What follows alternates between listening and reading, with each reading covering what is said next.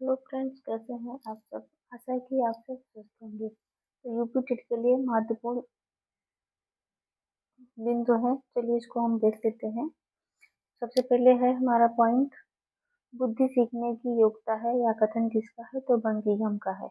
बुद्धि कार्य करने की एक विधि है या कथन है वुडवर्थ का। बुद्धि मापन का प्रयोग सबसे पहले किया था अल्फ्रेड बिने ने। बुद्धि अमूर्त चिंतन की क्षमता है या कथन है टर्मैन का। थॉर्नडाइक ने बुद्धि के 3 प्रकार माने हैं: अमूर्त बुद्धि, सामाजिक सामाजिक बुद्धि, भ्रामक या यांत्रिक बुद्धि। अगला है, इसको देख लेते हैं। अमूर्त बुद्धि, ऐसी बुद्धि वाले मनुष्य कवि, साहित्यकार, चित्रकार, दार्शनिक होते हैं। और सामाजिक बुद्धि में इस प्रकार के बुद्धि वाले व्यक्ति व्यवसायिक, कूटनीतिज्ञ और सामाजिक कार्यकर्ता होते हैं।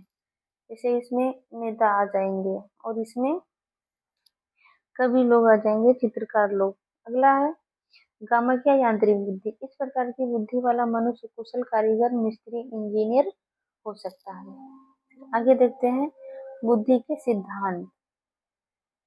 तो बुद्धि के सिद्धांत है, इधर है प्रवर्तक। एक कारक सिद्धांत किसने दिया है, तो बिनेट टर्मन और स्टर्न ने दिया है। द्विकारक सिद्धांत स्पीयरमैन का है। त्रिकारक सिद्धांत स्पीयरमैन का है। बहुतत्व या सत्तात्मक सिद्धांत या आणविक सिद्धांत या थॉर्नडाइक का है। अगला है बहुमानसिक योग्यता या सिद्धांत, जो 6 से 7 कारक सिद्धांत है, तो उसको थर्स्टन ने दिया है। और यह बहुमानसिक योग्यता का सिद्धांत थॉर्नडाइक ने दिया है। आगे है वर्ग घटक या संघ सत्तात्मक सिद्धांत, तो जी थॉमसन का है। अगला पॉइंट हम देखते हैं कर्मिक महत्व का सिद्धांत, तो वर्ट वर्नन का है। अगला है बुद्धि की संरचना सिद्धांत, तो जेपी गिलफोर्ड का है। तरल ठोस बुद्धि सिद्धांत, तो आर बी कैटल का है। पदानुक्रमिक सिद्धांत फिलिप बर्नर का है। त्रितत्व सिद्धांत रॉबर्ट स्टर्नबर्ग का है। बुद्धि का पॉश मॉडल जेपी दास ने दिया था। अगला है संज्ञानात्मक विकास का सिद्धांत, तो जीन पियाजे के द्वारा दिया गया है। फिर है जीएस कारक सिद्धांत, स्पीयरमैन का है। जीएस फैक्टर के प्रतिपादक स्पीयरमैन है। अगला पॉइंट है तरल तथा ठोस बुद्धि का सिद्धांत, कैटल तथा हॉर्न का है। सम्मिलित सिद्धांत गिलफोर्ड का है। 120 कारक सिद्धांत या 150 कारक सिद्धांत, 180 कारक सिद्धांत जेपी गिलफोर्ड का है। फिर इधर है बुद्धि परीक्षण। बुद्धि परीक्षण को सामान्य रूप से 2 वर्गों में विभाजित किया गया है: वैयक्तिक बुद्धि परीक्षण और सामूहिक बुद्धि परीक्षण। वैयक्तिक बुद्धि परीक्षण, इसके 2 पार्ट हैं, मतलब वैयक्तिक शाब्दिक परीक्षण, अगला है वैयक्तिक अशाब्दिक परीक्षण। दूसरा है सामूहिक बुद्धि परीक्षण, तो इसमें है सामूहिक शाब्दिक परीक्षण और सामूहिक अशाब्दिक परीक्षण। फिर अगला है सामूहिक शाब्दिक बुद्धि परीक्षण, आर्मी अल्फा टेस्ट, सेना सामान्य वर्गीकरण परीक्षण। अगला पॉइंट है सामूहिक अशाब्दिक बुद्धि परीक्षण, आर्मी बीटा टेस्ट, शिकागो अशाब्दिक टेस्ट। अगला पॉइंट है ऐसे बुद्धि परीक्षण जिसमें भाषा का प्रयोग किया जाता है, कहा जाता है शाब्दिक बुद्धि परीक्षण। फिर आगे है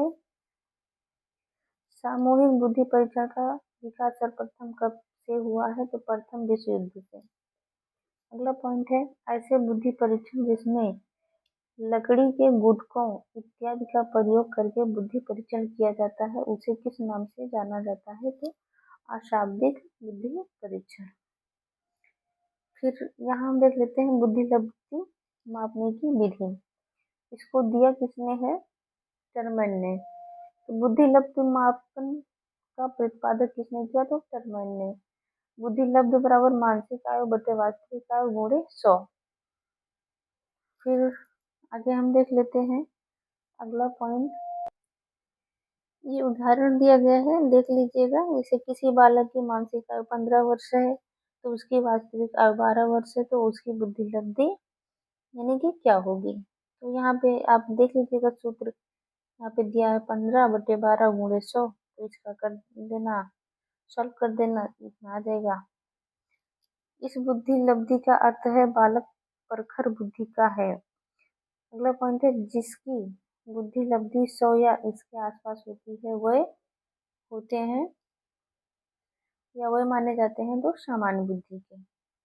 अगला पॉइंट है यहाँ पे है शैक्षिक लब्धि। तो इसका सूत्र क्या है? शिक्षा आयु बटे वास्तविक आयु गुणे 100। यहाँ है उपलब्धि लब्धि, यहाँ पे ज्ञान आयु बटे मानसिक आयु गुणे 100। यहाँ बुद्धि लब्धि तो मानसिक आयु बटे वास्तविक आयु गुणे 100। इसके बाद में औसतन बुद्धि लब्धि वाले व्यक्ति पाए जाते हैं तो सामान्य बुद्धि यानी कि 90 से 110 के बीच में रहते हैं जो सामान्य बुद्धि में। फिर इधर है पीपीटी का अर्थ क्या है? तो क्या है? पेपर पेंसिल टेस्ट यानी कि कागज कलम परीक्षण। मतलब बुद्धि है ज्ञानार्जन क्षमता, विचार क्षमता, अनुभव क्षमता। फिर क्या है? बुद्धि एक खंड सिद्धांत के समर्थक है तो बिना टर्मन और स्टर्न। सामूहिक बुद्धि परीक्षण से बचत होती है समय धन और श्रम की। इसके बाद में है बुद्धि को सामाजिक बुद्धि स्थूल बुद्धि तथा अमूर्त बुद्धि के रूप में विभाजित किया थॉर्नडाइक ने। अगला है बुद्धि के संज्ञानात्मक विकास का सिद्धांत दिया है तो जीन पियाजे ने। फिर अगला पॉइंट है बुद्धि वही है जो बुद्धि परीक्षण मापता है, मत है तो वर्डिंग का। फिर अगला है बुद्धि को के बहुकारक सिद्धांत के पिता हैं तो थॉर्नडाइक। बुद्धि के बहुविधि सिद्धांत के पिता हैं हॉवर्ड गार्डनर ने। क्रिया परीक्षण समूह देन है भाटिया की। शाब्दिक समूह परीक्षण देन है तो डॉक्टर जे मौर्य की। फिर अगला है बुद्धि का त्रिआयामी सिद्धांत जेपी गिलफोर्ड का है। अगला है बुद्धि के समूह कारक सिद्धांत के पिता थर्स्टन। पदानुक्रमिक बुद्धि सिद्धांत के पिता कौन है तो बर्नर। आईक्यू को परिभाषित किया गया विलियम स्टर्न ने। किस परीक्षण के समय अधिक समय लगता है तो व्यक्तिगत। अगला पॉइंट हम देख लेते हैं मूर्त बुद्धि को थॉर्नडाइक ने कहा है गामक या यांत्रिक बुद्धि। अलेक्जेंडर का निष्पादन बुद्धि परीक्षण किस नाम से जाना जाता है? पास एलॉग परीक्षण के नाम से। बुद्धि लब्धि एक सूचांक इंडेक्स है तो मानसिक विकास की दर का। अगला पॉइंट देख व्यक्ति की बुद्धिमत्ता बुद्धि के किस प्रकार पर निर्भर करती है तो सामान्य बुद्धि पर। फिर आगे है स्पीयरमैन के अनुसार बुद्धि के निम्नलिखित प्रकारों में कौन सी व्यक्ति की विशेषता दिखलाती है? विशिष्ट बुद्धि की। अगला है बुद्धि की प्रकृति के विषय में सामान्य और विशिष्ट गुण सिद्धांत किसने उपस्थित किया? स्पीयरमैन ने। अगला है बिना पढ़े लिखे लोग के सामूहिक परीक्षण के लिए कौन से परीक्षण अपनाए जाते हैं तो औचिक समूह बुद्धि परीक्षण। अगला है पढ़े लिखे लोगों के सामूहिक परीक्षण के लिए कौन से परीक्षण अपनाए जाते हैं तो वाचिक समूह बुद्धि परीक्षण। अगला है जी कारक का सिद्धांत प्रतिपादित किया स्पीयरमैन। मानसिक आयु की अवधारणा का सिद्धांत प्रतिपादित किया विनय। आईक्यू को प्रभावित करने वाला कारक बीमारी। फिर अगला है बीमारी पारिवारिक समस्या और भाषा भिन्नता। फिर अगला पॉइंट है बुद्धि वह शक्ति है जो हमें समस्याओं का समाधान करने और उद्देश्यों को प्राप्त करने की क्षमता देती है। तो बुद्धि के संदर्भ में यह कथन किस मनोवैज्ञानिक का है तो रायबर्न का। अगला पॉइंट है किस मनोवैज्ञानिक ने यह बताया कि बुद्धि का निर्माण प्राथमिक मानसिक योग्यताओं के आधार पर होता है तो केली और थर्स्टन द्वारा। फिर अगला पॉइंट है बुद्धि निर्माण के सिद्धांत के संदर्भ में सत्य नहीं है तो बुद्धि के एक कारक सिद्धांत का पादक जेपी गिलफोर्ड ने किया था तो ये असत्य कथन है। अगला है बुद्धि परीक्षण के संदर्भ में असत्य है आर्मी बीटा परीक्षण का एक उपयोग सामूहिक बुद्धि परीक्षण के लिए नहीं किया जाता। अगला पॉइंट है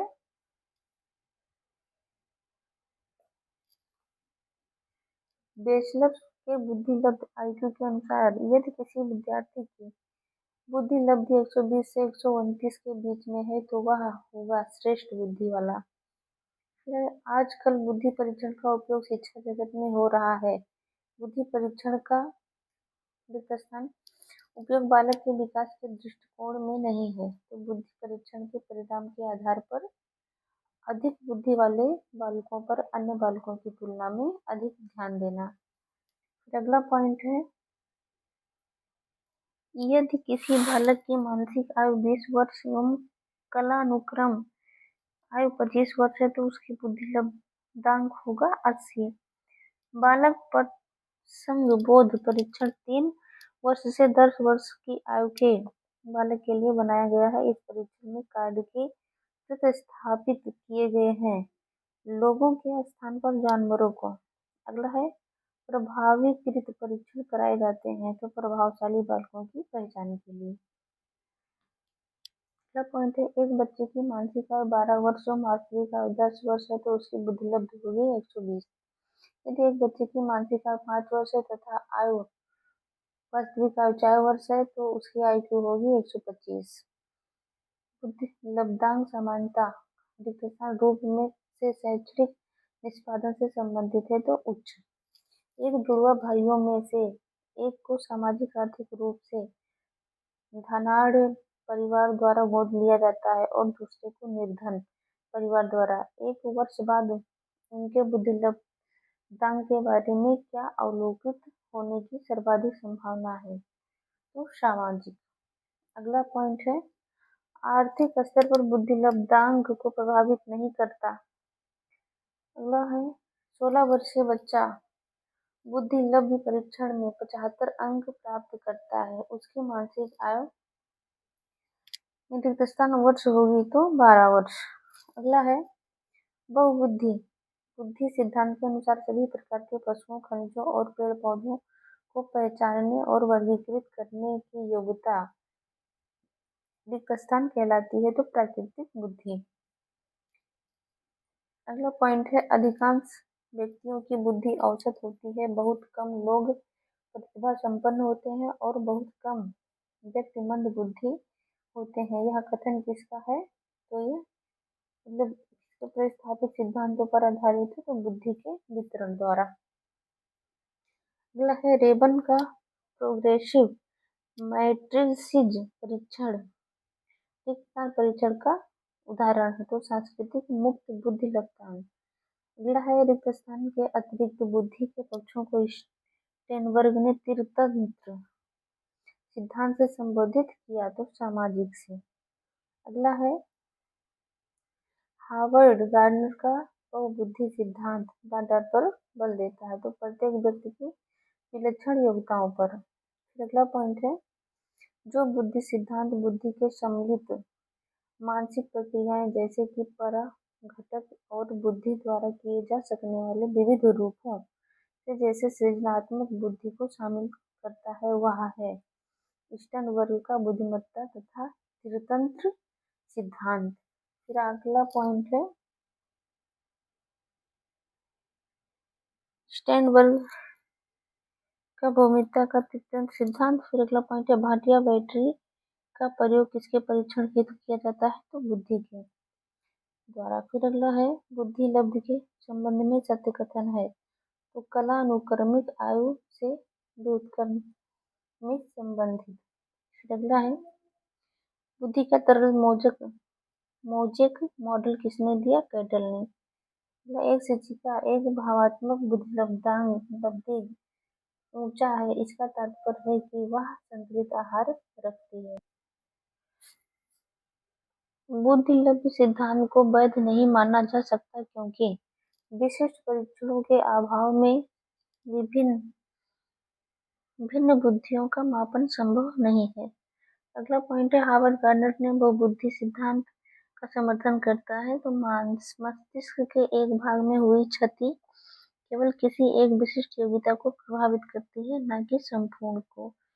अगला है, बाल अंतर्बोध एप्रेप्शन परीक्षण का निर्माण किसने किया, तो बेलक ने।